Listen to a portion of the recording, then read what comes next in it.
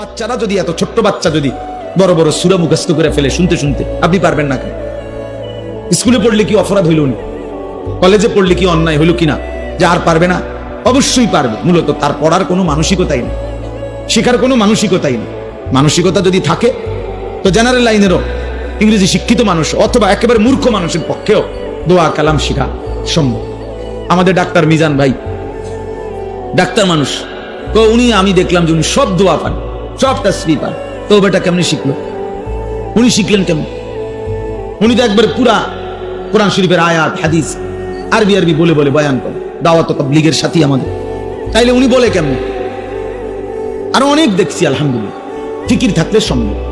এই জন্য আমরা সবাই মিলে মাসনুন দোয়া, মাসনুন তাসবিহ, মানে আমাদের নবী সাল্লাল্লাহু আলাইহি সাল্লাম থেকে যেগুলো উচ্চারিত এগুলো পড়ার চেষ্টা করবেন, বলেন ইনশাআল্লাহ।